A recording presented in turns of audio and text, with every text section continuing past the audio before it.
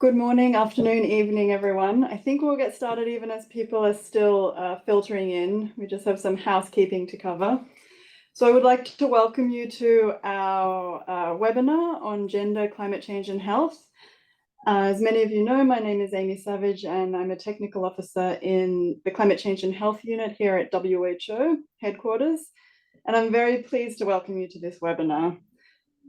Today we'll be discussing gender, climate change and health, but just a little bit of housekeeping before we start.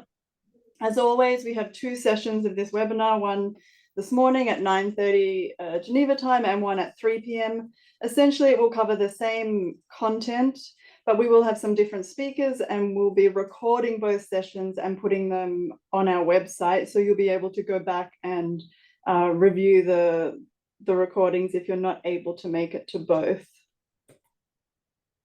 So you can see here, this is the schedule of the technical webinar series that we have been conducting this year. You'll see this is the last one. We do have another couple coming up probably in December. We're finalizing the dates on accessing funds from the Green Climate Fund for health, for climate change and health. So keep your eye out on this webpage for those upcoming webinars in December. And the recordings for all of these webinars are also on that website where the QR code will take you. And we will hopefully be starting a new series next year. But please do let us know if there are any topics that you would like us to cover in future webinars. So in the session this morning, we do have interpretation. We have simultaneous interpretation in French and Arabic. In the afternoon session, we will have French and Spanish. So just take a quick look at these instructions on the slide if you don't know how to activate your interpretation, and activate that now if you'll be using it. We have set up this webinar as a meeting rather than a webinar in Zoom so that we can encourage some active participation in the Q&A session. But we do ask, there are quite a lot of people joining, so please mute yourself when you're not speaking so we can clearly hear the main speakers of the webinar. Please feel free to use the chat and the Q&A functions to interact with us as well during the webinar, and we'll try and respond during the session or follow up as needed. Today we do have one Slido question that we will keep open for the entire webinar. So I'm just sharing the QR code with you now so that you can access it, or you can go to slido.com and put in this code WHOCCH. And the question is, what tools and support do you need to better integrate gender considerations in your climate change and health work?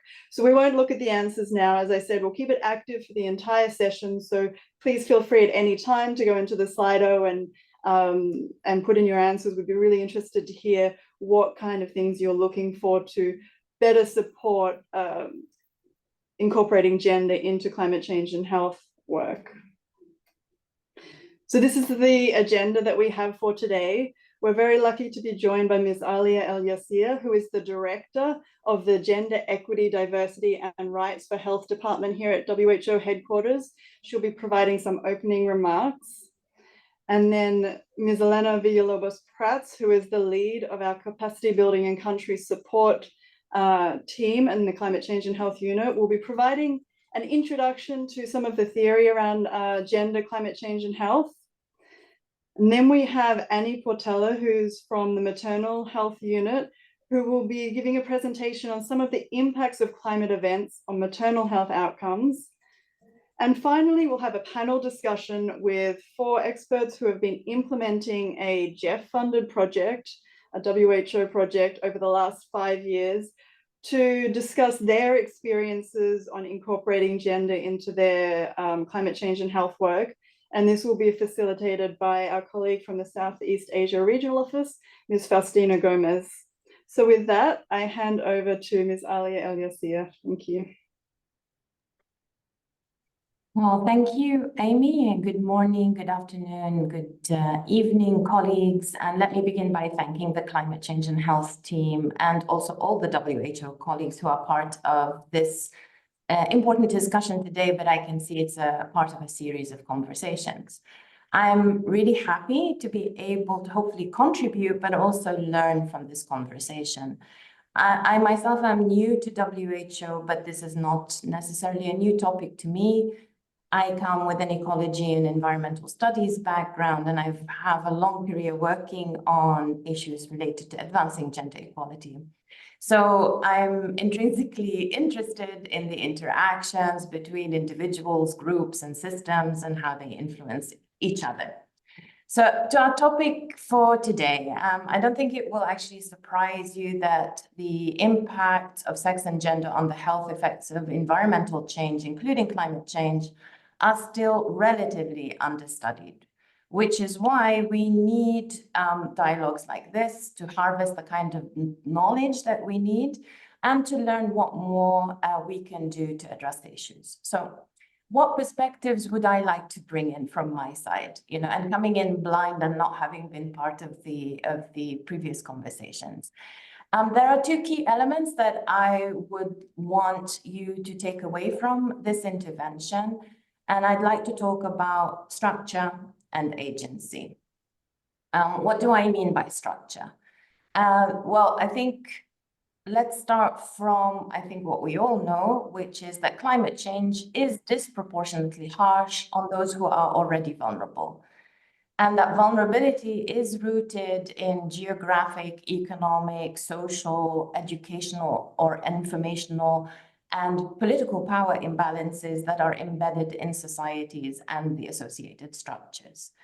And through the lens of gender equality, there is recognition that these imbalances systematically place women and girls at a disadvantage. And I always believe that numbers speak for themselves. In lower and middle income countries, it's estimated that about 70% of the 1.3 billion people living below the poverty line are in fact women and girls. If we look at the numbers from the 2004 Indian Ocean tsunami, women accounted for an incredible 80% of fatalities. If we fast forward more recently and in a completely different part of the world, a study on the impact of the 2022 heat wave in Europe, there was an estimated 56% more heat-related mortality among women compared to men. And this points to deeply entrenched structural gender inequalities based on social rather than biological norms. And for skeptics about how far-reaching these embedded social norms are, I like to pull out usually this little nugget that actually still blows my mind. But meteorologists and geoscientists have actually called for greater consideration of social science factors to predict responses to natural hazards, because the data is showing that feminine named hurricanes cause significantly more deaths than masculine named hurricanes because they're taken less seriously and consequently lead to less preparedness. So while a natural hazard may itself be gender blind, its impacts most definitely are not. More women and girls die from disasters because they generally are poorer, they have less education, less access to early warning, as well as the information and skills that they need to adapt and survive. Cultural norms related to gender roles can limit women's ability to make decisions in crisis situations. And in some cases, it may be the clothes they're expected to wear or the unpaid care work and household responsibilities that they're expected to take on that can restrict their movement. So when we think of climate change, we have to always keep in mind the limited assets and means that women and girls generally have to cope with negative effects. Women and girls tend to depend more on natural resources for their livelihoods, and this increases their vulnerability. Climatic stress on water and forest resources leads women and girls to travel long distances for longer periods of time to fetch water or wood, and this exposes them to risks. This in turn limits their engagement in activities related to education, decision-making, businesses, which also furthers their existing inequalities and deepens them. So it's important to recognize that, in addition, climate change can result in instability, socioeconomic, political, which causes insecurity And this in turn increases the risk of things like gender-based violence, sexual exploitation, particularly in the context of displacement and migration, which disproportionately impact women and girls. Coping strategies are gendered. A recent report reveals that 1 in 5 girls in Cambodia are child brides because families are tending to marry off their daughters at an early age to cope with the increased poverty and food insecurity caused by extreme climate events, including drought. Similar patterns are seen in other countries. And the world is actually way off in the progress towards achieving gender equality by 2030, which is only just 6 years or 5.5 years away. In fact, it's estimated that at the current rate of progress, it will take an incredible 280 years to remove discrimination against women and girls in legal frameworks. If we talk about ending women's poverty, it's estimated to take over 130 years. But let me come to health. There are women-specific considerations that we have to take into account. Women do face higher health risks from climate-induced stresses, including, for example, hypertensive disorders during pregnancy. We know that environmental degradation of health system infrastructure particularly impacts the services for women-specific health issues. And at this point, I do want to point to a significant gap. Although largely and relatively understudied, when effects of women are considered, it is actually often in the context of maternal and child health. And of course, this is relevant, but this is a very narrow view of the health of women and can exclude both men and the conditions that are responsible for the greatest disease burden in both women and men and gender and also gender diverse people. So if we look at the impacts of on mental health, because this has come up a lot in this conversation around the nexus between gender, health, and climate change. A study in Tonga revealed that 92% of women compared to 85% of men reported experiencing mental health issues in the aftermath of disasters. But another study in South Africa and Bangladesh shows that male farmers in less affluent areas experience higher rates of suicides during periods of drought. So when we talk about gender consideration, we should always look at the impact on different portions of the population. Boys and men also experience challenges from social norms as they are expected to fulfill some roles and responsibilities prescribed to them by these norms. There's also a dire need to examine the challenges faced by gender diverse people due to exclusion and discrimination.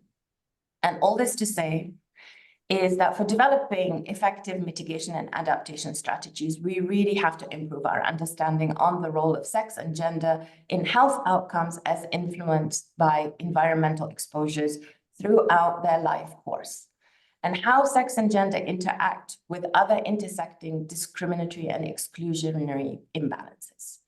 This is an important takeaway because it really speaks to structural issues that are embedded in institutions, programs, and mechanisms, and all of us. It's complex, it's messy, but to truly transform, we must address them. And I'm almost at the end, but I do want to come to the second takeaway, which is agency. It is important to think in structural terms, but also please don't think about issues of sex and gender through the lens only of vulnerability. Too often, women and girls are characterized through only this lens. But we have to recognize that actually there is a linear association between gender equality and climate adaptation. With increased gender equality, we have better climate adaptation outcomes. Gender equality is achieved through people-centered approaches and promoting the voice and agency of those who are impacted. Let us, in this conversation, celebrate successes, for example, like in Bangladesh, where disaster risk reduction through a whole-of-society approach is showing success. Let us make sure that we have diversity of voices and perspective, because this is the only way we hope to address these really complex and wicked problems. And also use your agency to shed light on this complexity to be able to tackle it head on. So in our conversation today, let's think about those structural barriers, but also whose voices need to be brought into the conversation. And let me end by saying thank you all again for your dedication and the important work that you're all doing. And I really look forward to collaboration as well across our departments. Thank you very much, and back to you. Thank you so much, Ms. El-Yassir. Your words form a really strong foundation for the rest of the webinar, and we're really, really glad to have had you speak. So now we'll move on to Elena Villalobos Prats, who will provide some introductory content on climate change, gender, and health.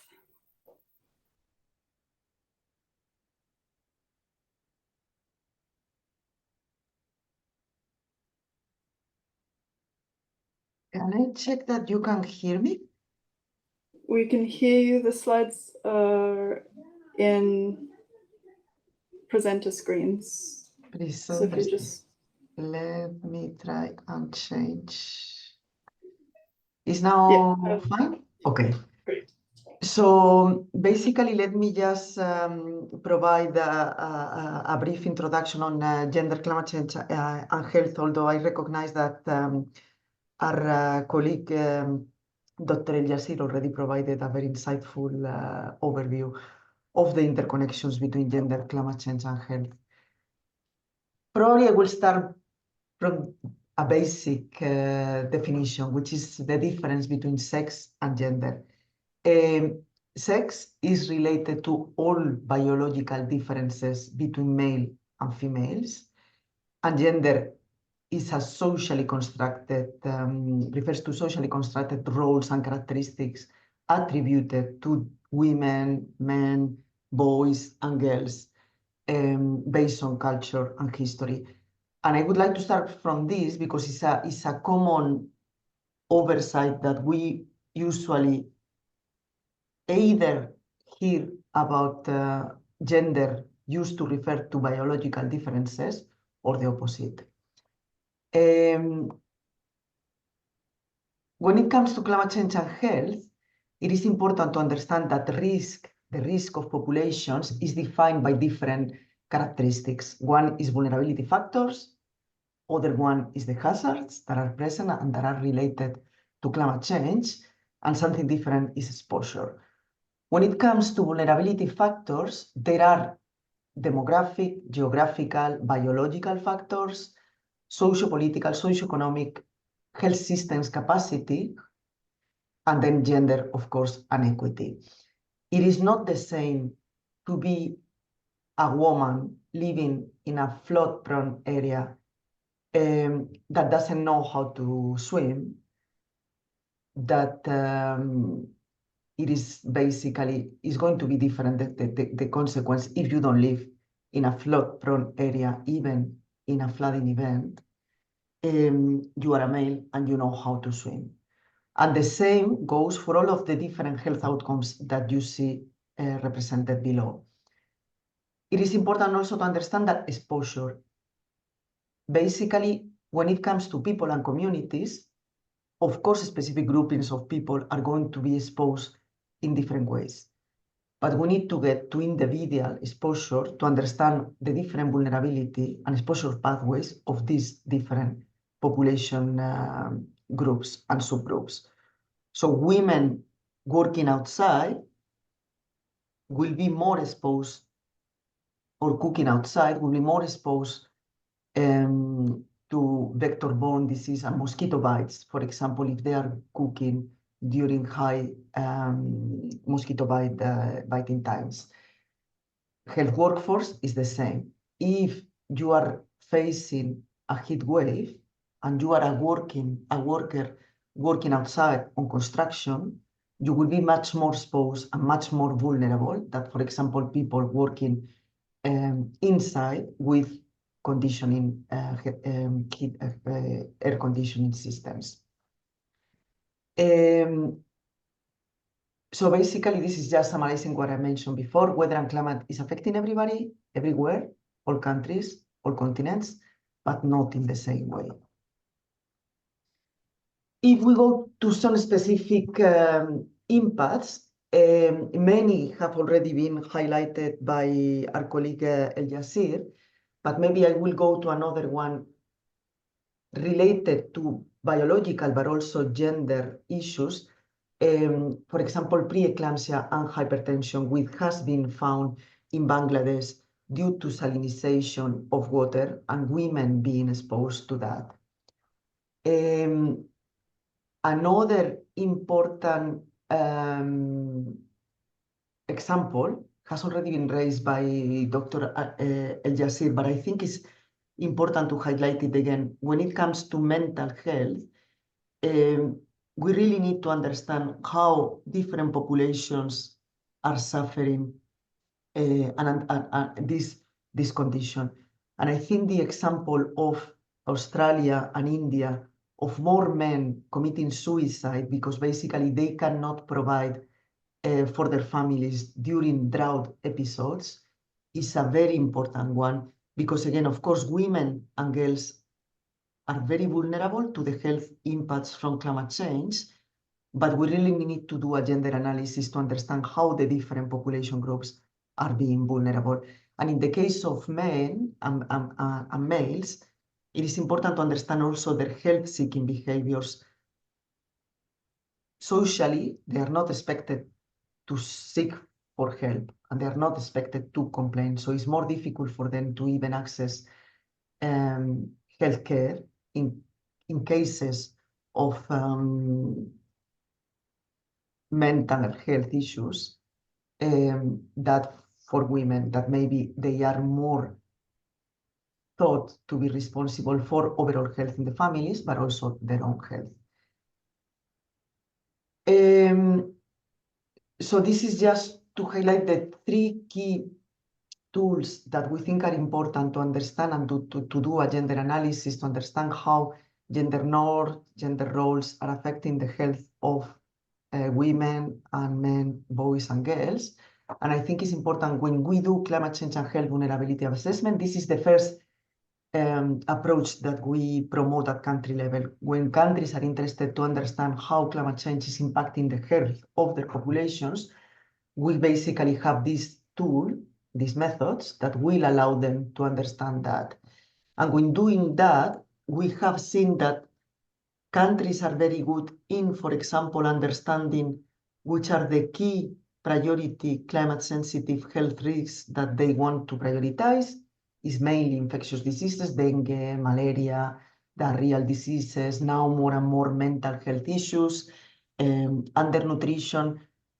But when it goes to understanding vulnerability, even when we mention the specific needs of, for example, pregnant women or lactating women, we don't get to specific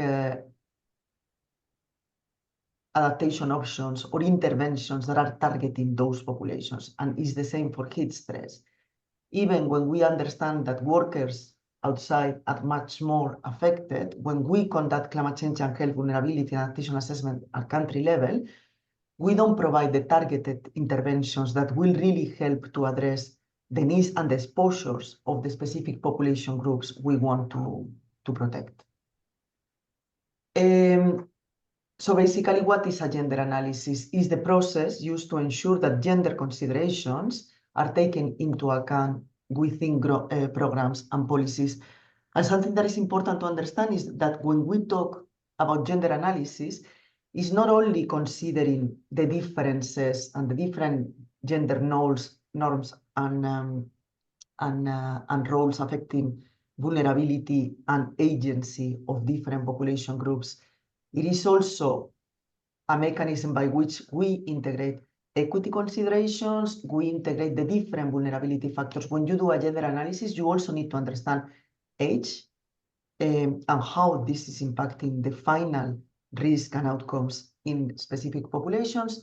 But again, it's all of these vulnerability factors that our colleague Alia and I refer to, is how the different groups are also affected by the different vulnerability factors. Again, it is not the same to be covered by a social protection mechanism if you have a formal contract with a company than to be working in the informal sector and working outside, I don't know, as a subsistence agriculture female. I think this is a very nice slide, not developed by me, but another colleague working in the gender department, because it really gives a little bit of questions that you should consider when doing a gender analysis in terms of what you need to be thinking about in relation to gender norms and gender roles and relations.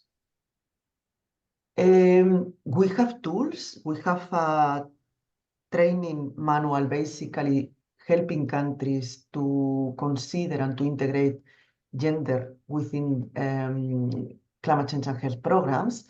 And we have this basic gender analysis matrix that has been adopted from another overall training manual that was developed by our colleagues in the gender department. And basically helps you to unpack which are the different biological factors, socio-cultural factors, and also considerations to be integrated in relation to how women and men access and control resources, from information resources, financial resources, that will again determine vulnerability and final outcomes. And then you also have all these considerations in terms of health-seeking behaviors, experiences in health settings, health and social outcomes and consequences, and so forth. In this guidance that we have, we also have specific example questions that will help you to do this gender analysis.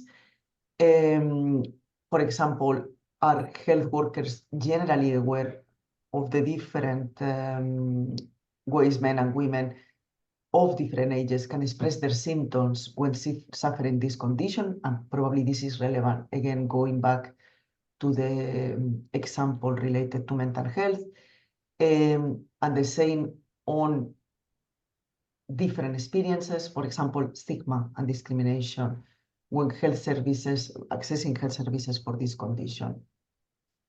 We thought that we will provide also specific recommendations for the different project management steps that have to be considered in a program or project. So identification, formulation and design, monitoring and evaluation and implementation.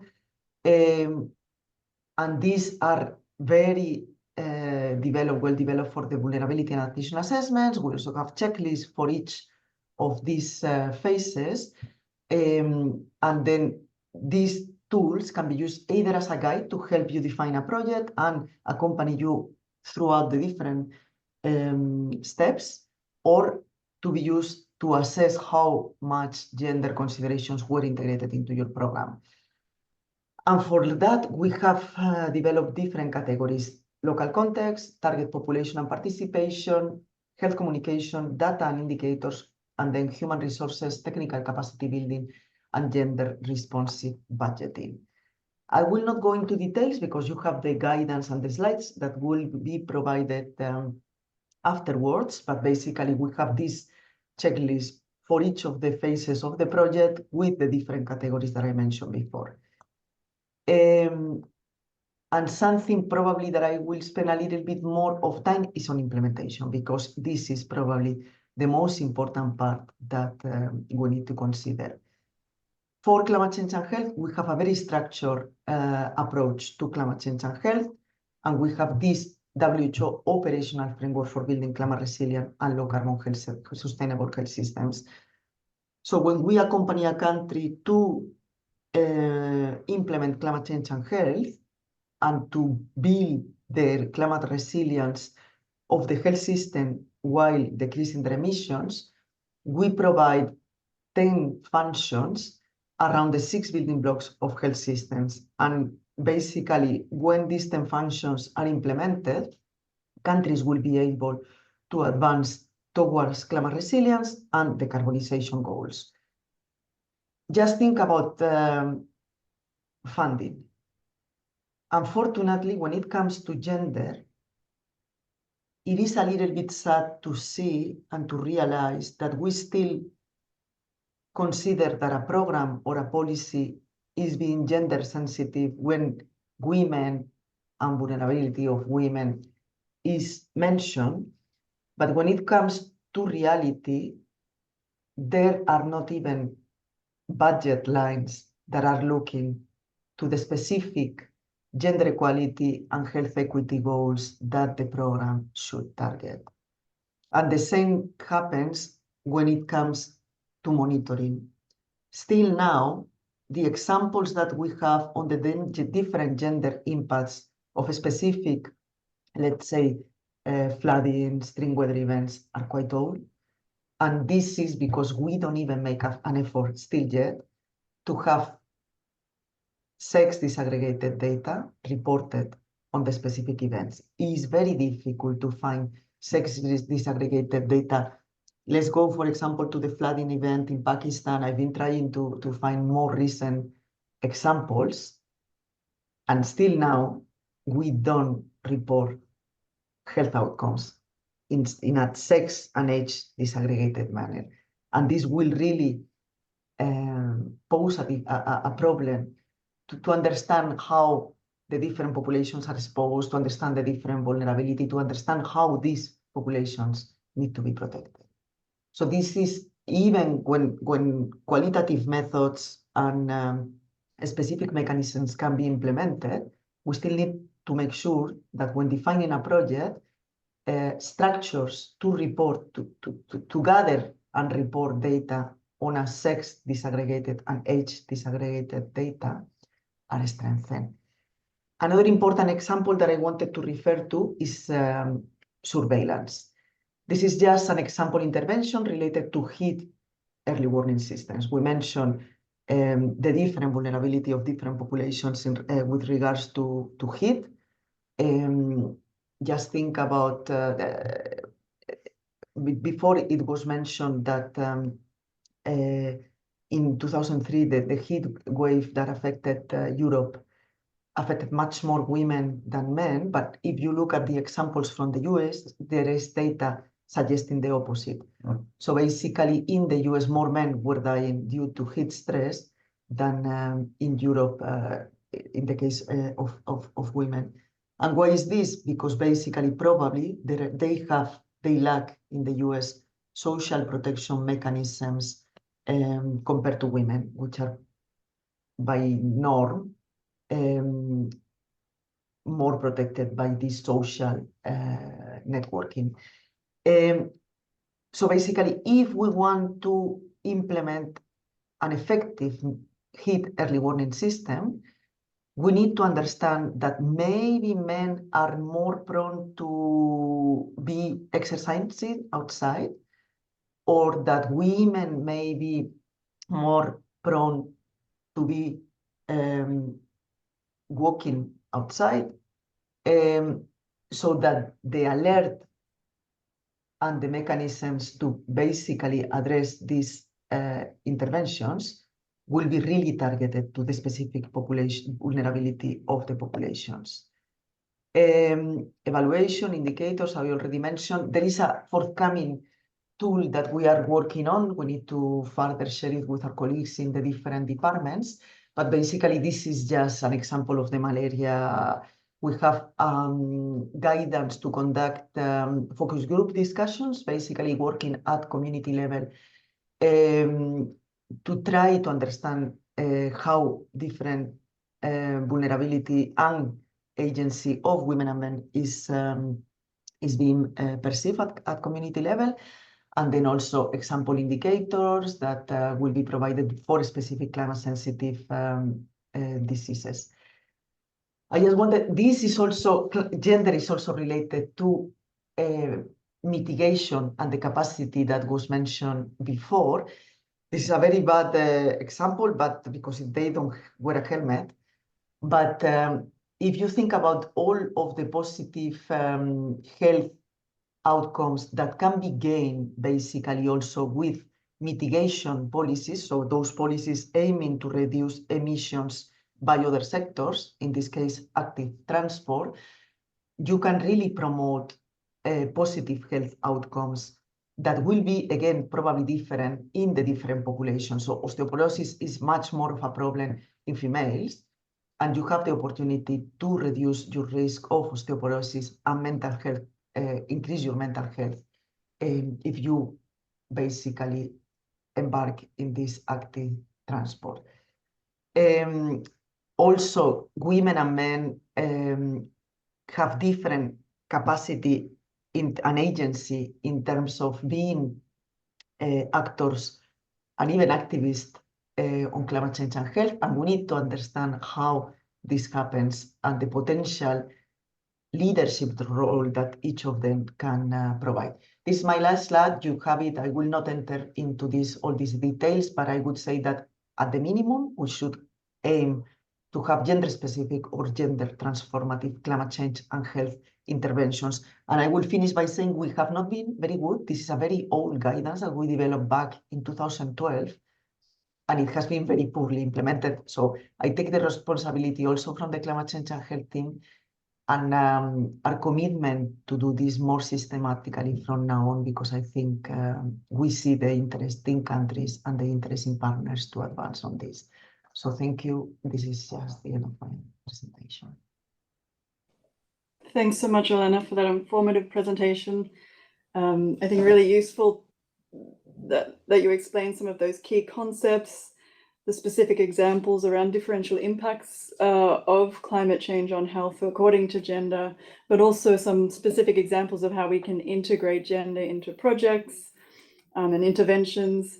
And then, of course, highlighting some of the tools that we already do have available, but of course that we might be able to do a little bit more in that area. And just on that topic, because we've had quite a few people join over the last half hour, we do have a Slido open throughout the entire webinar with a question around what are the tools and resources that would be really useful for you in integrating gender into climate change work. So you can, my colleague Ichi will put the details in the chat for those who didn't access it before. And so now I'm very pleased to hand over to Anayda Portela, who will be giving us a presentation around maternal health outcomes related to climate change. Thanks, Annie. Thank you. Good morning, colleagues, and special thanks to the climate change colleagues for allowing us this opportunity to present. And I'm just setting up. Sorry. Yeah, I have the right screen on, is that right? Yes.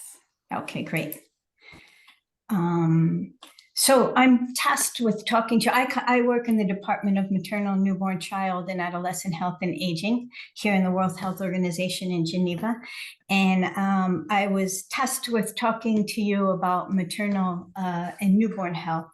And again, you know, gender is so embedded in what we do in our maternal, newborn, child health work.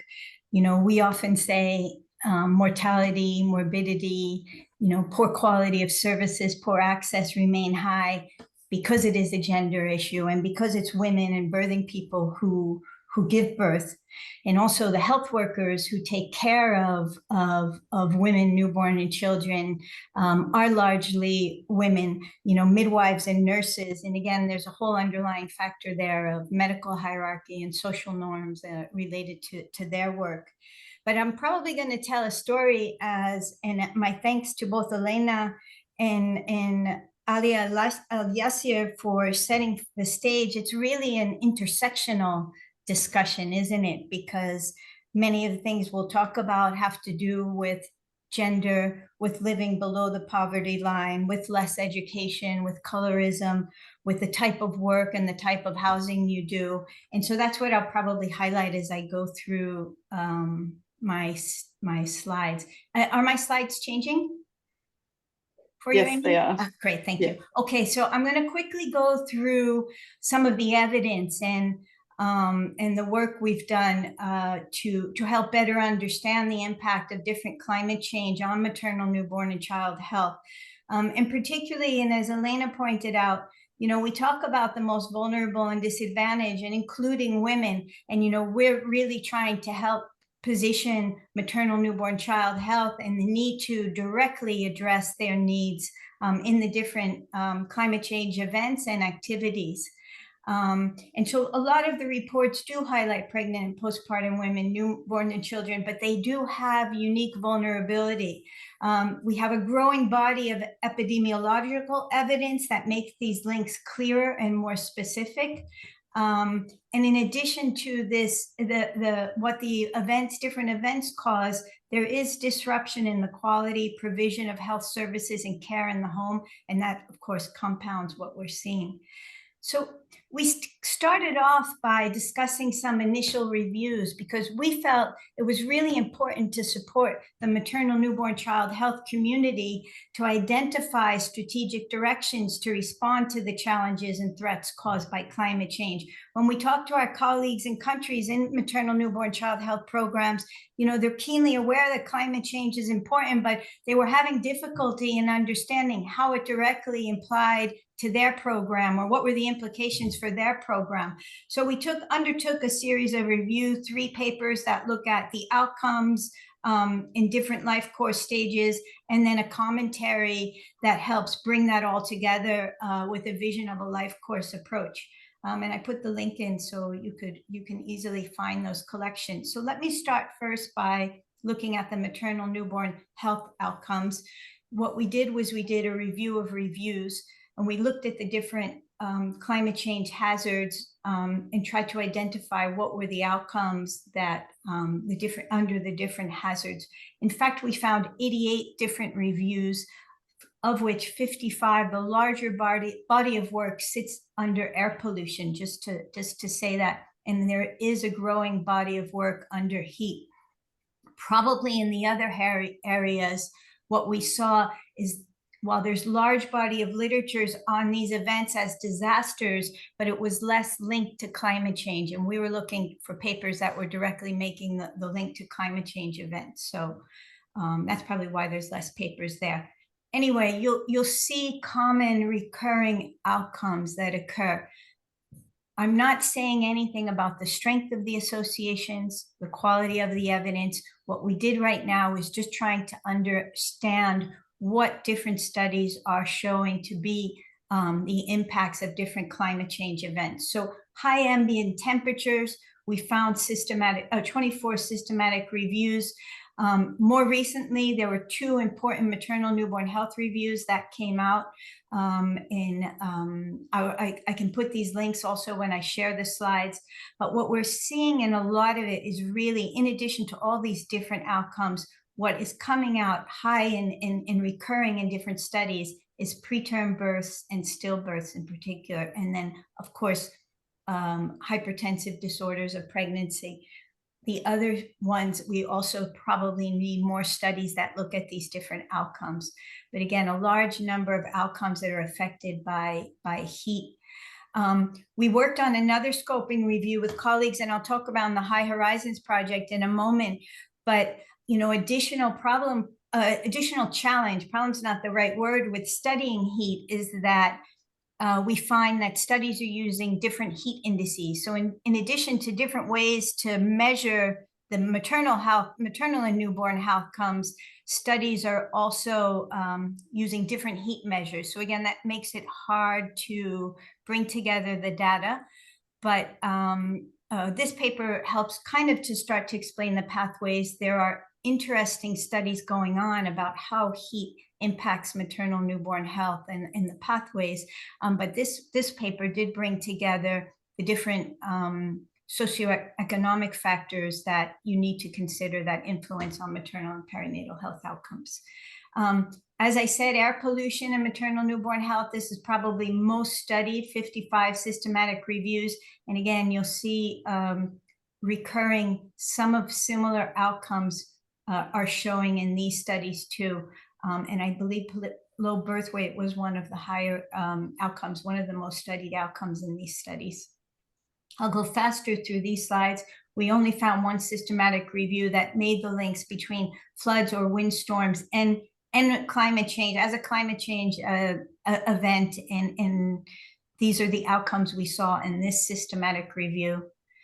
And here's food security and water quality. again, 3 reviews for this, and these were the outcomes that we found. And I just wanted to highlight this one for suboptimal feeding practices, which showed up in all of them. Again, just showing, you know, women's difficult situation, and in that breastfeeding, of course, being able to breastfeed during these different situations. They all have different reasons why, but in all the different scenarios, it has been impacted. And lastly, vector-borne diseases. There's a lot of work on malaria and maternal newborn health. Again, we were trying to find papers that were directly linked to climate change, increase in malaria and maternal newborn health. And that we pulled this from other papers. I just put this chart together because it's an easier way of showing some of the similarities in the outcomes, but also the differences. So different climate events, different climate hazards have different outcomes, and health services need to be prepared to diagnose those outcomes, to warn about these potential risks, and to take actions. You know, just not only looking at outcome, and this slide was prepared with a colleague, Veronique Filippi from the London School of Hygiene and Tropical Medicine, and this was showing the different ways that the different hazards impact on health services. And again, when we see in heat waves, some of the things we see are reduced care seeking, failures of equipment, failures of cold chain functions, you know, buildings are hot, overheating in facilities. It's not comfortable for the health workers. That leads to health worker demotivation, health worker absenteeism. There's power outages. In the sense of water scarcity, we see disruption of water supplies and facilities. Cause, you know, infection prevention measures become more difficult, worsening hygiene at the home.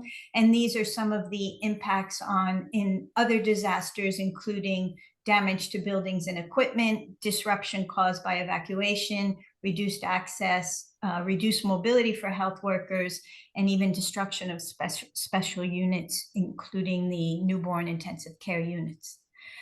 So there's a lot of gaps in the evidence, and again, it's difficult to capture some of the data in many of these circumstances.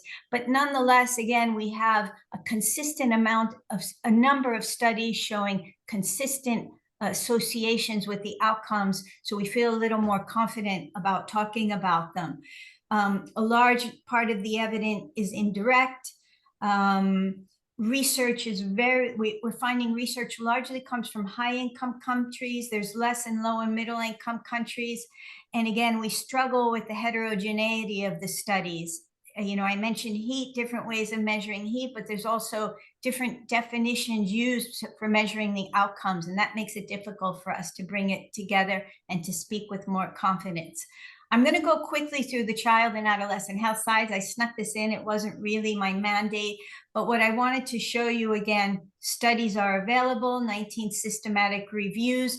They structured different, looking at, excuse me, I'll go back to this, looking at the domains for health and well-being. They looked at outcomes in that sense. You'll have the slides later. So health conditions, nutrition, learning and education, autonomy and resilience, responsive caregiving, safety and security, and how different climate events impacted on these components. And again, it comes to an intersectional view of the climate change events, because there's vulnerabilities, you know, maybe due to being maternal newborn, due to child and adolescence, and these are compounded, as Elena clearly said, by other circumstances and other factors. So here they've set up their the framework looking at individual level, family level, and community level, and highlighting again those groups that are particularly at risk. And again, we've seen there's gaps in the research. There's lots to do on getting clarity on research priorities and commonalities in research studies so we can bring it together. But studies are consistently showing certain effects, so we have to listen to that. We as a WHO MCA team are involved in an EU-funded study called High Horizons, which particularly looks at particularly looks at heat and its impact on maternal newborn child health and health workers. It's a great opportunity. It's also a great opportunity because we've often been accused by our colleagues of, okay, you've helped us to understand the outcomes, and what we need help with is also some of the way forward. So participating in this work was a great opportunity for WHO. One of the first things we did, because climate change is interdisciplinary, and we're bringing together health specialists, climate specialists, and social scientists, we found we all had different terminology, and we're having a really hard time dialoguing.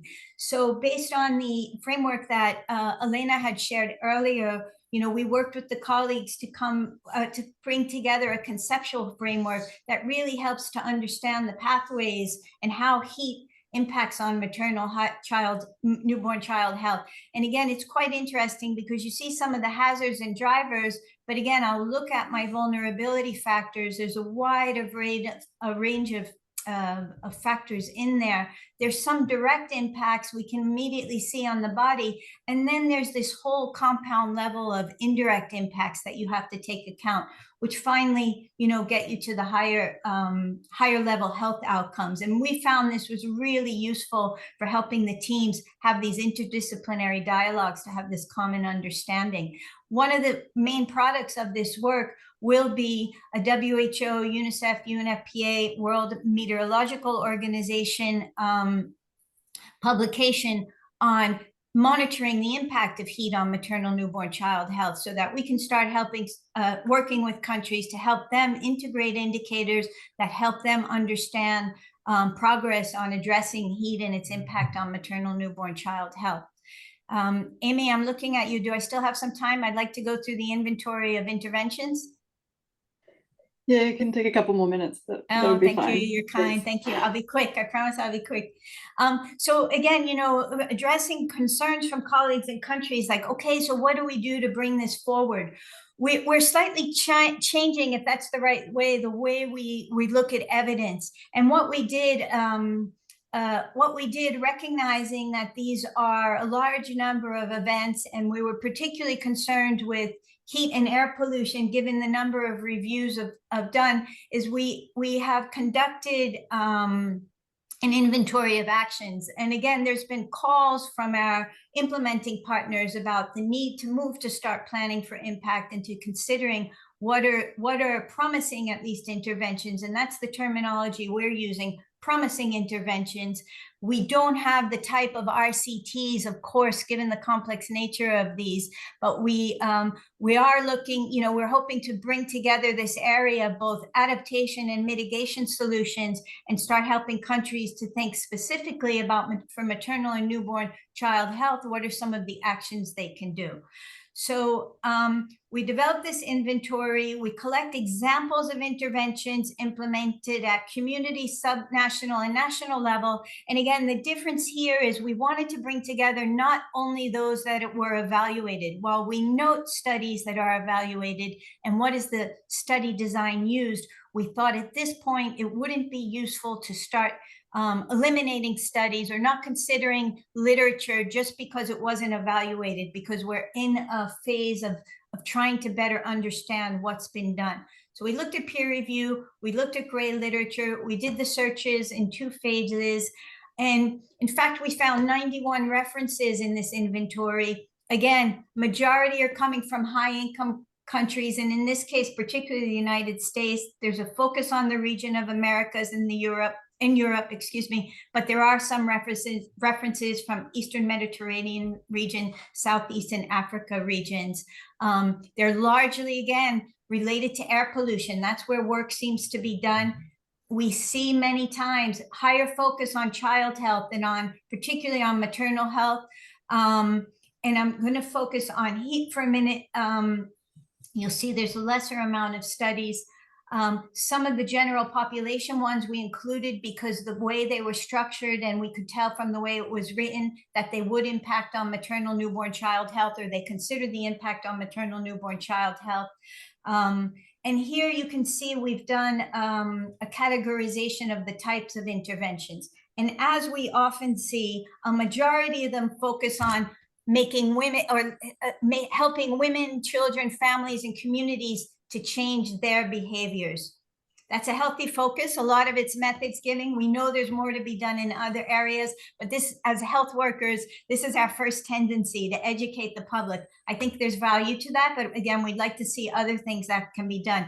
You can see a number of policy level, there's structural changes, there's urban landscape management. It's all very interesting. This is just an example of some of the behavioral adaptations that we saw that were proposed for heat. You can read them. Rest breaks, hydration. A lot of them seem logical, don't they? They wouldn't be evaluated. But again, it's important things that we can take into account in schools and health facilities and workplaces, in messages to women, women and families. Here's a quick summary. Limited number of interventions addressing heat. Most are targeted to our air pollution. Some of the longitudinal evaluations that these type of interventions would need are lacking, but most of the interventions are focused on shorter periods and less than 12 months. And health workers, we noticed, are often overlooked as effective change makers. So I have one more thing I want to share with you. This is a study this is work that DTU in Denmark is doing, led by Jorn Tuftum, and it's looking at interventions in health facilities, again, understanding that heat in particular, its impact on health workers and how to help make health facilities cooler or manage heat better. Our colleagues in Euro are doing work on health systems and heat preparedness and management. We've done a content analysis of heat health plans, national adaptation plans, and how MNCH is included in there. Again, we feel that unless it's explicit, unless we really are directly targeting the concerns of MNCH, we're not going to have the impact we've seen. Of all the different plans, we found 24 countries that do include MNCH content. Because we also looked at subnational plans, we have about 83 plans, largely from high and middle income countries. Again, a high focus on children. There are about 50% that talk about pregnant women, as usual, including in the science, less on postpartum breastfeeding women. But we do see these plans in there. Unfortunately, plans are not very clear. They may name maternal newborn child health. They're often not clear on the actions. They're also not clear on how they're being monitoring. Nonetheless, in this case, we did do a classification of the different activities that we see that are directed towards maternal and newborn child health. Again, information, education, awareness raising, providing material or financial assistance, improving care in health services or school settings, improving the infrastructure in health services, community or school settings, and improving working conditions specifically for pregnant or postpartum women. And here's some of our next steps. We want to continue the close collaborations. We're really trying to work closely with WMO, UNICEF, UNFPA, and other partner agencies. We'd like to integrate MNCH into all the wonderful activities and assessments that Elena was sharing with you. We're going to publish some of this work so that it's out in the open domain. We're working to identify indicators to monitor progress.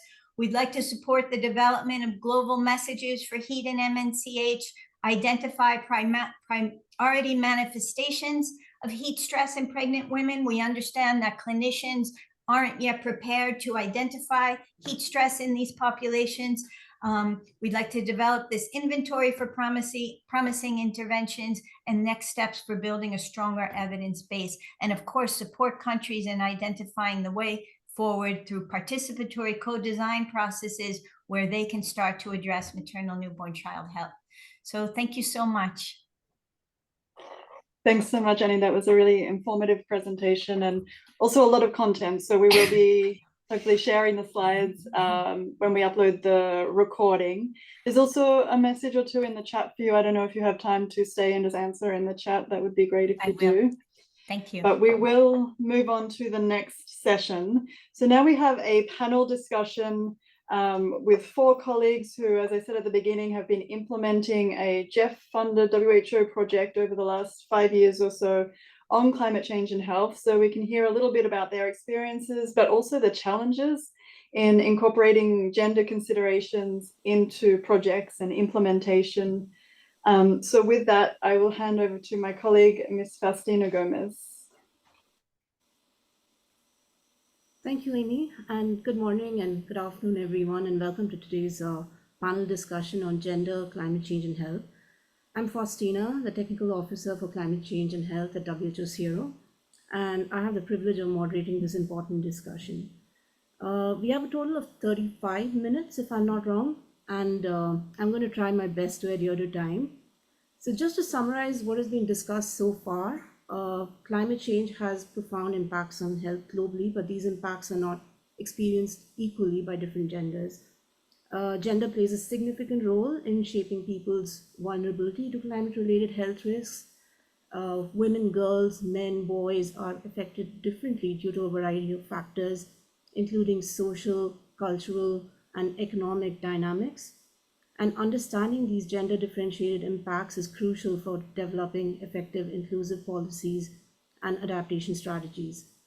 Today, we are joined by distinguished representatives and colleagues from Bangladesh, Nepal, Timor-Leste, and Laos PDR, each of whom will share insights from their countries on how they have addressed gender in the vulnerability and adaptation assessments conducted as part of the recently concluded GEF project on building the resilience of health systems in Asian LDCs to climate change. The panelists are Dr. Ahammadul Kabir, the Program Officer for Climate Change from WHO Bangladesh, Mr. Rajaram Pote Shrestha, the National Professional Officer from the WHO Country Office of Nepal, Ms. Tomasia de Sousa, the Senior Technical Officer from the Ministry of Health Timor-Leste, and we have Dr. Bounthanom, Phimmasone, I hope I'm pronouncing your name correctly, the Director of Hygiene Management Division of the Department of Hygiene and Health Promotion, Ministry of Health, Laos PDR, and Ms. Souvanaly Thammavong, the Technical Officer from WHO Laos PDR.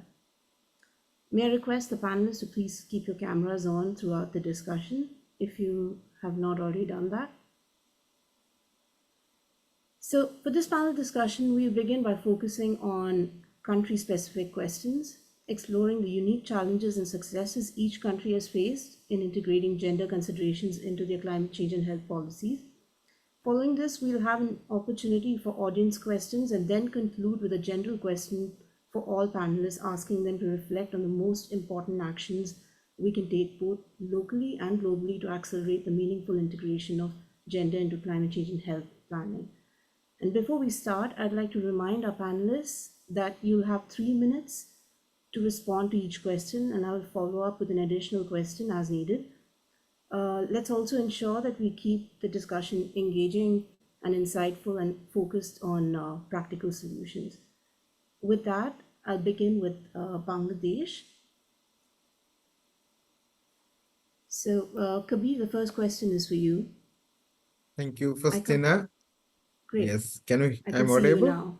Yeah, Yes, you're audible, okay. and I can see you now. Thank you for inviting me today in the panel discussion. I will discuss the interaction of. So the question for you, Kabir, is Bangladesh conducted an updated climate change and health vulnerability and adaptation assessment in 2023. Could you elaborate on the data you were able to collect and analyze from the gender perspective, and what were the key findings? Yes, I'm telling one by one. I will discuss about these findings considering the gender. So normally, the GEF project, since it's designed to its implementation, gender issue is included, and accordingly, we included the gender issue into all project activities and events. Some of these are in relation with the 3 outcomes. These are data collection, analysis, interpretation in surveys, assessments, researches, and studies. Also, the capacity building initiatives, including training, FGDs, workshops, and awareness campaign and gatherings, and also the development of guidelines, standard operating protocols, manuals, and technical documents. And the V&A, the vulnerability and adaptation assessment, considered the gender disaggregated participants for the household survey. I'm giving you an example how the gender issue is considered in this assessment. And actually, the gender issue was incorporated since its beginning. I mean, while we have developed the process, proposals, methods, from that time, this gender issue was included. And also during the household survey, also in climate-sensitive disease data collection, analysis, and activity planning for resilience building, etc. And actually, the V&A or vulnerability and adaptation assessment was conducted in 5 sites. 5 geophysical area. These are drought-prone area, flood-prone, coastal, cyclone, and storm surge-prone, hilly and landslide-prone, and urban area. These are the locations where this assessment was conducted. And I'm giving you some examples of the gender desegregation, and also I will tell some challenges regarding this. The findings, I will point out 2 things. The gender desegregated perceptions of impact of climate change on health and various sectors among the respondents. The respondents are 50% male and 50% female out of 166 respondents across this different geophysical area. So, according to the findings, the top 5 affected sectors due to climate change were agriculture, food security, livelihood, social unrest, and health system. Although the water varied, considering the geophysical areas. If you go in the drought-prone area, the scenario is different. In the flood-prone area, the scenarios are different. So within the geophysical areas, these affected sectors and people's perceptions on these affected sectors are different. And also the male and female, considering male and female, their perception within the geophysical area is also different. For example, the impact of this sector on male and female also differed, as agriculture and livelihood loss were ranked higher by the males than females. The males are mentioning that the most vulnerable sector is the agriculture and livelihood, whereas health, food security, and social unrest sector were ranked mostly by the female over the male. And also this perception changes within the vulnerable sectors that I have mentioned earlier, the top 5 affected sectors due to climate change: agriculture, food security, livelihood, social unrest, and health system.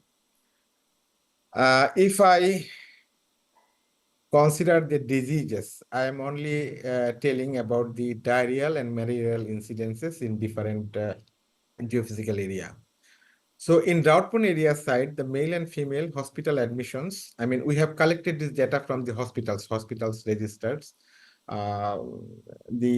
In drought-prone area side, the male and female hospital admissions for diarrhea and malaria were nearly similar. Both the male, female, both are getting hospitals if they are in, their perception is same.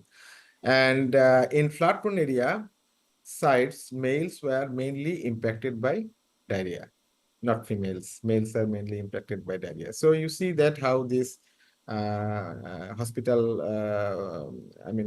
visiting due to diarrhea differs. In the coastal, cyclone, and storm surge-prone area, male and female hospital admissions for diarrhea and malaria were nearly similar in the coastal area. Whereas in hilly area, the females were admitted to the hospitals for diarrheal illness, whereas males were mostly affected by malaria in this area. So the disease, CSDs, are also differ within these areas and also within the considering the male and female. So these are the 2 major findings that I have discussed. These are the major findings that we have found in the vulnerability and adaptation assessment. And there are some challenges we have faced while conducting this. Number 1, the vulnerability and adaptation assessment, there are 4 steps. Number 1 is the current vulnerability, then future vulnerability, then policy plan, this sort of thing. So the knowledge on climate change when you ask a question to a female person is less, because she can tell you the present vulnerability. But if you say to her something that what will be the next, so she cannot tell. And that time she normally uses her husband, or she acts in front of us, her husband or son or child, something like that.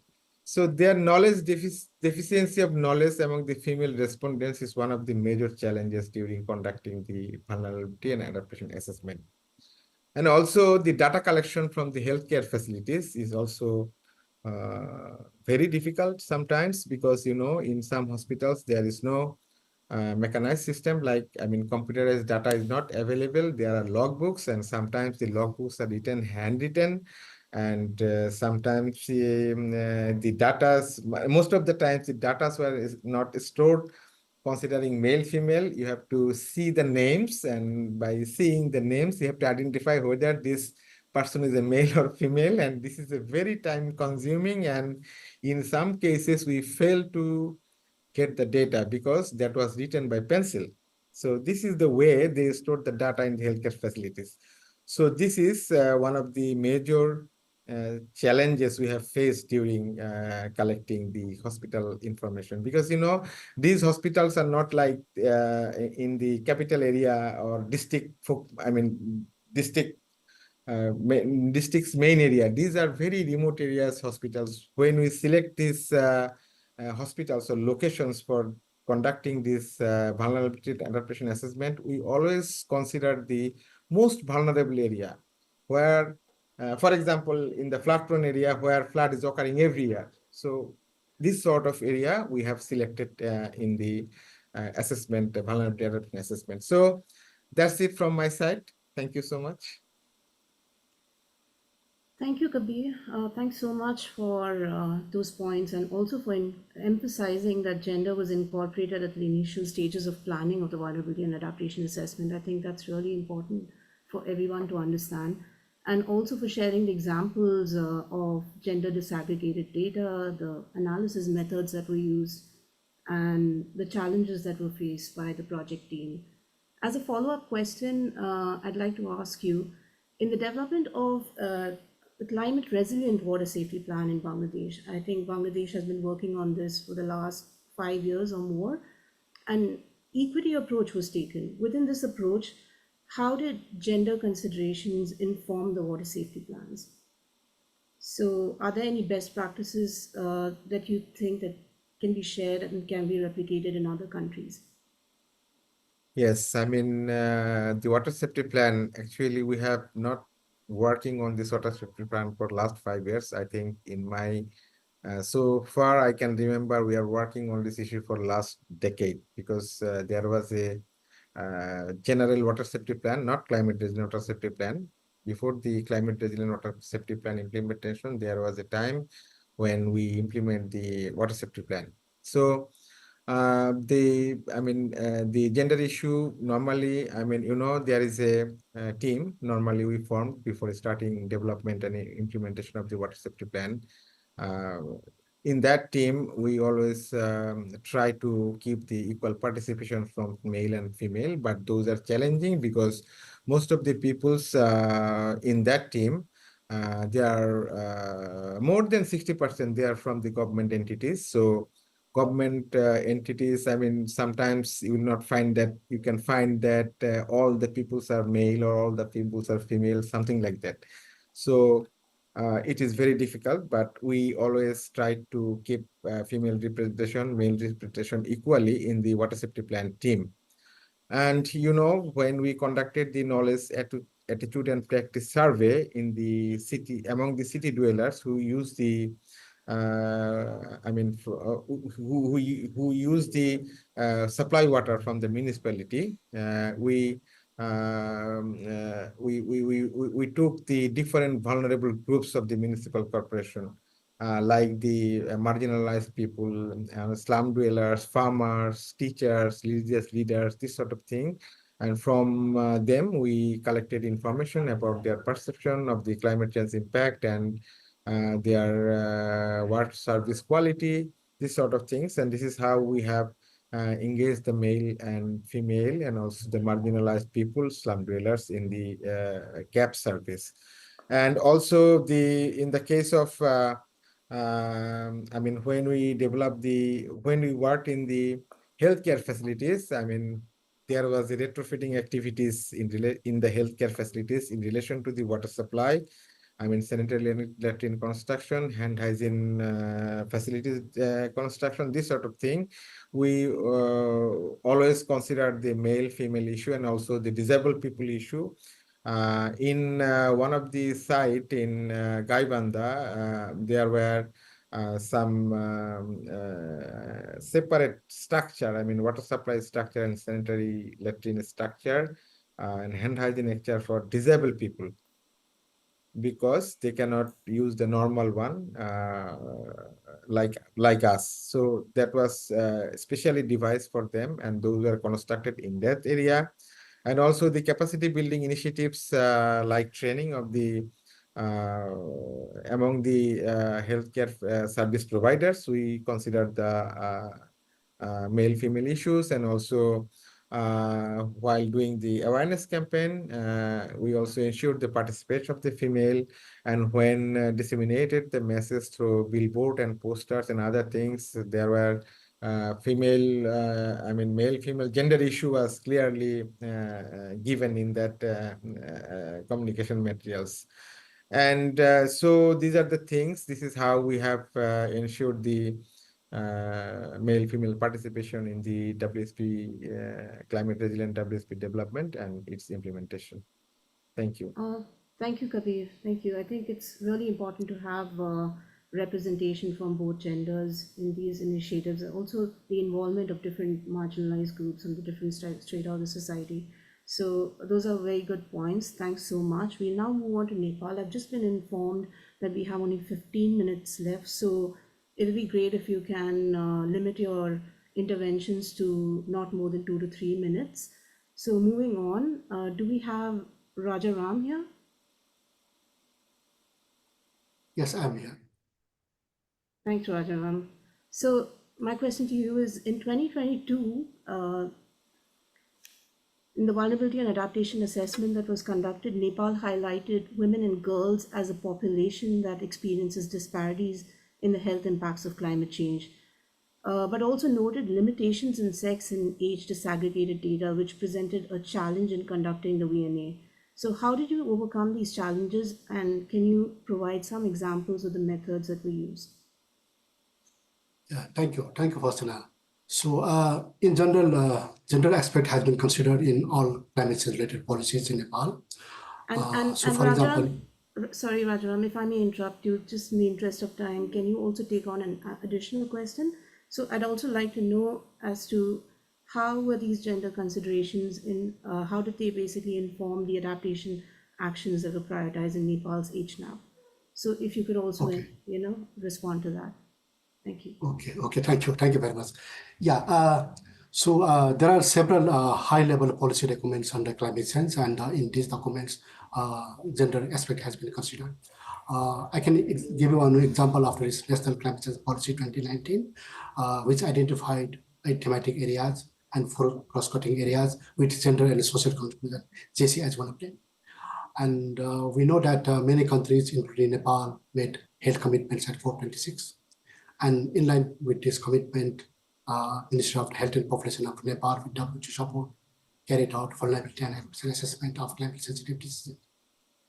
I'm not going into detail on the findings of this report because it is available publicly on the MISP website. But at this moment, I would like to emphasize that this PA report further identified women and girls as disproportionately affected by climate change health impacts. So, and there are many examples to support this conclusion. We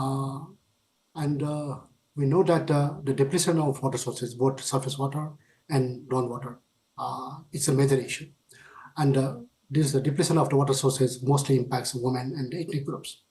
And very recently, we had a heavy rain, and that caused the severe damages on the infrastructure, also caused the floodings and the landslides. And the floods mostly impacted marginalized and landless households. resulting in loss of life and property, food insecurity, and also outbreaks of water and vector diseases. But in order to document these evidences, we conducted vulnerability assessment 2 times. Once in the 2015 and second one in the 2022. While conducting both VA assessment, there were some challenges related to the limitation of the sex and age segregated data, which are very essential for understanding climate risks to women and also to detecting the disparities. This limitation to some extent hindered quantitative analysis of the gender-specific effects of the climate change on the health outcomes. But in order to overcome these challenges, we used both quantitative and qualitative approaches. On the qualitative approaches, basically we use the information from the URs, HMIS, and the annual report published by the Department of Health Services. So in Nepal, existing surveillance system collects the weekly data on 6 climate sensitive diseases on a regular basis from the 118 central sites. So we have the quantitative and detailed information on the disease-specific information from the healthcare facilities on a regular basis. And we also have this HMIS. The results have been reflected in the annual report, but this annual report provides the total number. In many cases, it is the disaggregated data. Because of this, qualitative assessment of the vulnerable population was considered based on the existing information and the literature at national and international levels. So during this process, the gender and the social inclusion perspective was also incorporated into the PA assessment to identify if certain hazards and risks disproportionately affect the vulnerable marginalized groups. There were several stakeholders consultation to collect the views from gender perspective. I remember there were some cases where the women participants voiced the concern of the women and girls regarding their vulnerability to health risks from climate change. At the same time, we also referred the international literature to analyze the vulnerabilities from the gender perspective. And there are several international literature that we refer, and that has been mentioned in the PN assessment. So, and definitely the findings were shared in the technical working group, which carried out the overall supervision of the preparation of this document and the collected feedback in the finalizing the report. So these are the few methods and the approaches that we have taken to overcome these challenges. So then another question is whether this gender consideration have been utilized in developing health national adaptation plan. Yes. So we have approved health national adaptation plan 2023 to 30, and which consider the gender aspects. So in this health national adaptation plans, there are basically 5 objectives, and mainly in the 2 objectives, gender aspect has been specifically considered, and they are mainly related with the development and the promotion of the environment-friendly and the climate-resilient physical infrastructure and technology. And also at the same time, there are another objectives which talks about the multi-sector collaboration and also the study and the research on the climate change and health from the gender perspective. So because of the limited time, I will stop here now. If there are any questions, I'm happy to answer. Thank you. Thank you, Rajaram. Thank you so much for telling us, or rather providing examples of how women are disproportionately affected by climate change in Nepal, and also for talking about the qualitative and quantitative approaches that were used in conducting the vulnerability and adaptation assessment. This was really helpful. We'll now move on to the next panelist from Timor-Leste, Ms. Tomasia de Sousa. Are you online? Can you hear me? Can you hear me? Yes, I can. Okay. Thank you, Faustina. Very pleasure. Sorry? Thank you. Thank you. Yeah, please go ahead. Can I ask you the question first? Yeah. So, subnational vulnerability and adaptation assessment was conducted in Timor-Leste this year. So my question to you is, what kind of data did you use, which was sex disaggregated, and what were some of the key findings? Can you also tell us how these findings are currently being integrated into the climate change and health work in the country? if there are any Thank you specific for- action plans that have been prepared to incorporate these findings into the national policies, you could probably reflect on those. Thank you. Okay. Thank you, Faustina. Very pleasure to MOHA Timor-Leste to join this panel discussion to share our experience on the BA was conducted in Timor-Leste. The national and sub-national BA that conducted in Timor-Leste was have two components. There is quantitative and qualitative. The general methodology for vulnerability assessment was based on a vulnerability analysis approach as conceptualized by the IPCC. The key component is the quantitative analysis of climate and health data. This section includes described statistics and statistical modeling to understand the risk exposure, to explore event response relationship, to estimate the attributable health outcome, to map risk and estimate future protection. The qualitative methods were used to assess the risk of the disease transmission, involving in expert judgment. The data from the sensitivity matrices developed by the panel of stakeholders at various levels were both tabulated to identify the number of participants who ranking to various disease, climate hazard, and their relationship at the national and municipality level. In addition, any free text generated for this workshop were thematical and analysis. In general, it was noticed that when it comes to policy and decision-making level, the men tend to lead with the climate and health impact. It is felt more by women and other vulnerability group in this field. However, when it comes to the conditions such as heat wave, people working hard labor tends to get more affected.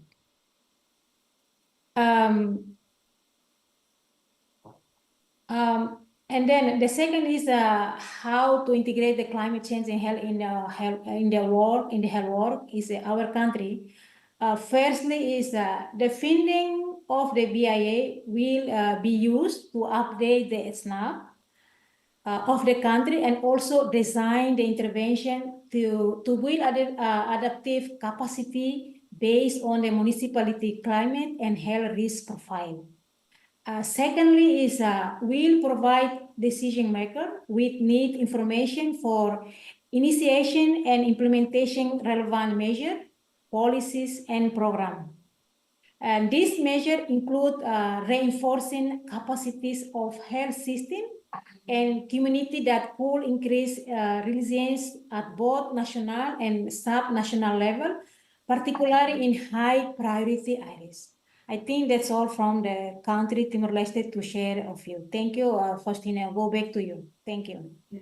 Thank you so much, Ms. Tomasia. Thank you for those excellent interventions. Now we'll move on to the last country, which is Lao PDR. Can we have the panelists from Lao PDR on screen, please? Top, can you hear me? Yes, hello, Faustina. I'm waiting to hear the greeting from Dr. Bounthanom as well. Are you there, Dr. Bounthanom? Hello, good morning, good afternoon. Good morning and good afternoon. So the question for you, Talk, and Dr. Bounthanom is that Lao PDR conducted assessments of healthcare facilities as part of the Safe, Clean, Green, Climate Resilient Hospital initiative. So how is gender considered in these assessments, and what specific gender vulnerabilities were identified, and what methods were used to collect the data and information? An additional follow-up question for you is, how are the specific vulnerabilities of women, girls, boys, and men being incorporated in the implementation of the Safe, Clean, Green, Climate Resilient Hospitals initiative? Hello, thank you. My name is Bounthanom Phimmasone. I'm deputy Head of Hygiene Management Division, Department of Hygiene and Health Promotion, Ministry of Health, Lao PDR, is closely working together with WHO to implement the safe, clean,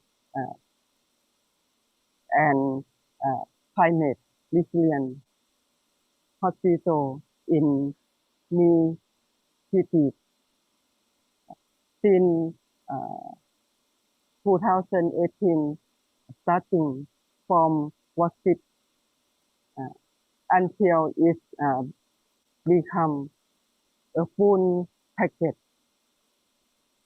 And my WHO colleague,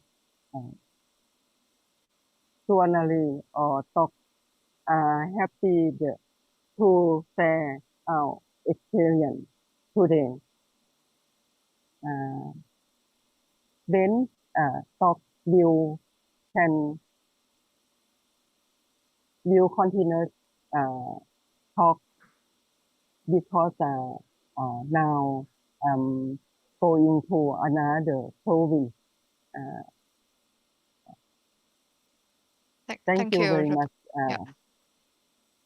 Thank you, Dr. Bounthanom. So Thank thank you. you again. Yeah, thank you again, Faustina. So get back to the question. So this hospital initiative is a hospital level assessment leading leading by the hospital WASH and infection prevention control team to identify the need and address those needs with focus on water sanitation, hygiene, healthcare waste management, and climate resilience, including management domains as part of the initiative. One of the need that require to be addressed to ensure the accessibility of women, girl, boy, and all patients and staff to WASH basic service, such as in the core indicator there in the assessment, in the situation assessment is at least 4 type of toilets must be available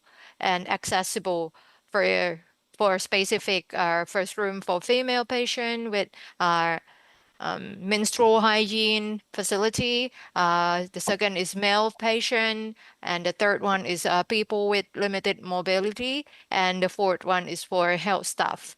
And another water core indicator, minimum 80 for 2 days hours capacity of water storage with in the flood resilient to ensure core service delivery. For example, we have to make sure that the birth delivery room is our operation, antenatal care, vaccination for children under 5 during the extreme weather event. And the other core indicator is on healthcare waste management, focusing on safely and low carbon emission environmental friendly management, starting from proper waste segregation until on-site treatment with no burning technology, which we select to use autoclave in this country for treating of infectious waste and chaff, including vaccination waste. So part of this work is preventing of needle stick injury to the hospital staff. We mainly refer to nurses, which majority are female, by introducing needle destroyer or cutter for providing health service at the hospital and outreach activity. Another gender inclusive angle in this initiative is that women empowering and capacity building and raise female staff profile and role in improving hospital service quality. Before this initiative, it have been implementing, only 1 or 2 female nurses work on IPC and healthcare waste management. But now the improvement is really showing WASH IPC team form, and majority of the member, more than 60% are female. And the team leader is usually female, deputy director of the hospital. So through the systematic hospital improvement approach, including female staff capacity building via training and experience sharing visit to another hospital, female staff and leaders gain more trust and respect from other colleagues and being nominated to represent their hospital and implement the important event or represent the important event of the hospital. So talking about what method that we use to collect this information, the assessment is entering by the WASH domain and is mainly to ensure the service, daily operational service through WASH. Then the assessment compiling of a core indicator and advanced indicator reflecting the implementation of the National Essential Environmental Health Standard and Healthcare Waste Management Regulation, including water quality standard. And this is a quantitative assessment through the interview of health staff and on-site observation. So female staff mainly join the interview and involved in the assessment process. Scoring system are scaling from 1 through 3 are using to identify the need, the improvement point, and the prioritization. So it's have a clear responsibility and female have more role on that. Then so on this, so it's very often that the hospital define WASH service as a core things to be improved, especially at the mother and child health vaccination as the top priority, and especially on the vaccination ways to improve through the collaboration of vaccination fund. So the target beneficiary are women and children, boys, girls, yeah, and of course, there will be access to a safer service, including health staff who are providing the service as well, not just the patient. Yeah, thank you. I will end up here first. Thank you, Dr. Bounthanom, and thank you, Talk, for that. Thank you for sharing information on the core indicators that are part of the Clean Green Climate Resilient Hospital Initiative Assessment, and also for speaking about some of the capacity building and training interventions that are conducted as part of this initiative. That was really helpful and useful to know. So with that, we'll be ending this part of the panel discussion, and we'll now open the floor for questions from the audience. I'd like to thank all our 5 panelists for their interventions. And if there are any questions, feel free to raise your hands or to put it in the chat. And if you're going to raise your hand and talk about it, so may I request you to mention your name, the organization you belong to, and the speaker to whom your question is addressed before asking the question. So we have about Faustina, 5 to 10 minutes for questions. We're already over time. We were supposed to finish already 10 minutes ago. So maybe we just answer 1 or maximum 2 questions, and then we'll have to finish it.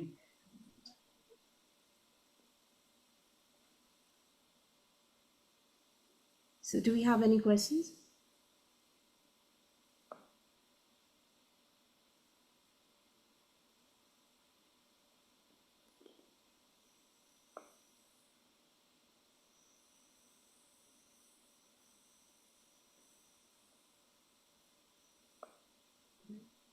I think maybe we don't have any questions at this stage. So considering we're already over time, maybe we just move on to the closing. Yeah, sure. All right. So thank you all. Thank you to all our panelists for sharing such valuable insights today. What's clear from the discussions is that integrating gender into climate change and health vulnerability assessments is not only a matter of equity, but also essential for effective policy and program planning and implementation. I'd also like to thank our audience for your participation. And as we move forward, let's continue to prioritize gender-sensitive approaches in our climate change responses to ensure that no one is left behind. Thank you. Thanks so much, Faustina. And thank you. I think you summarized it well, so I don't think I need any closing remarks. Just to say thank you very much to you, Faustina, for facilitating, our panel members for making the time and sharing their experiences. And thank you to the rest of the speakers that spoke during the webinar. It's a very important topic, hence why we've gone over time, I think. It's interesting and there's so much to talk about. Just a reminder, the Slido will stay open. If you have any input to what kind of tools and resources you would like to support integration of gender into climate change and health work, you can share that in the Slido. And we thank all the participants for your engagement and for joining, and we will see you next time. Thank you, everyone.